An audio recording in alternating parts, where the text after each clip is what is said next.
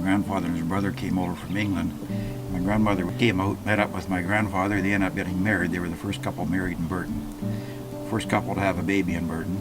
And I think the first apple tree with fruit on it in Burton. We had a wonderful yard and big cherry tree, and my dad had a beautiful garden and all those things. And that was where your life was.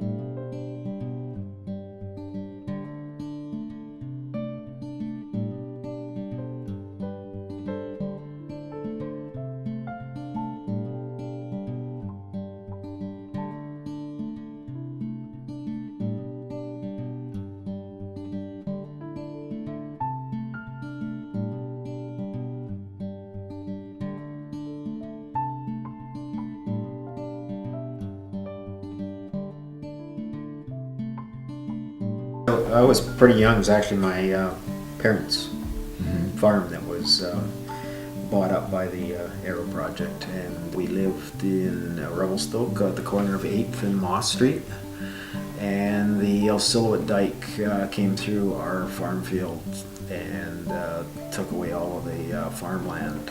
Right from day one back in the 40s, there was a survey crew came through, and the first proposal was about flooding out this valley, and surveyed everything. So the whole 25 years or something like that, the word was, well, someday you're going to get flooded out. I can remember us as kids, as soon as the surveyors were gone, we'd run out and move their stakes, thinking that we were going to move the dike somewhere, away from our house and away from our fields. And as kids, we thought we were, I guess that was our little bit of a rebellion. Most of the people had never had any dealings with big government or industry and this sort of stuff before, and so we didn't really know what our rights were and what to do about it when we ran into problems. We all had little hydro cars, little Ford Falcons, light blue, and that's how we got around.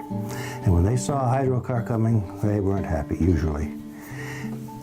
If they thought you were an appraiser, a land agent, those poor people got literally run off with pitchforks and shotguns occasionally.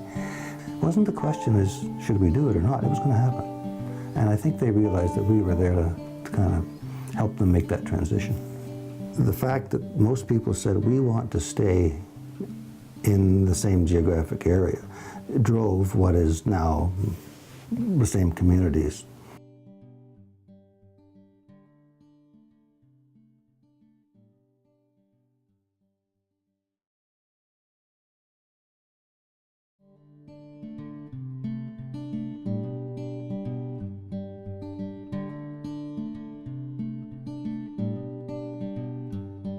Well, they had to settle.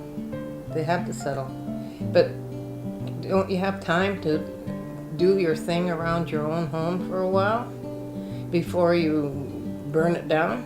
And it wasn't their business to burn them down. What makes them think that they were that strong a power to do that to human beings? Somebody in a suit walked up to the door and says, we're taking over your property, you're going to be flooded out, and get ready to leave, sort of thing. And then when it finally got down to the point where we're going to move out, Hydro said, well, we're going to burn the house down. If you want it, you can move it. And so we had to raise $3,000 or whatever to jack up our old house and get it moved out of there.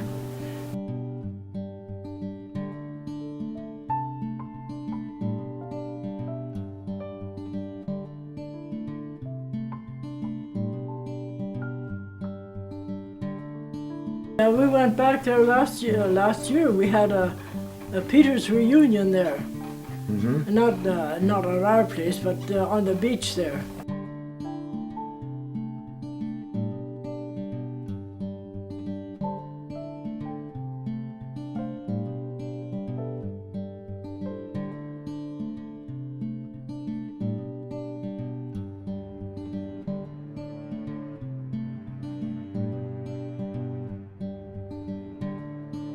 The people that are affected here, the ones that are really affected, will never forget it.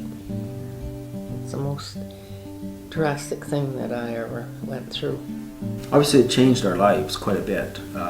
There was no more food source. There was no more chickens. There was no more cows. There was no more big garden. Just a few years later, actually, my parents moved to Vernon.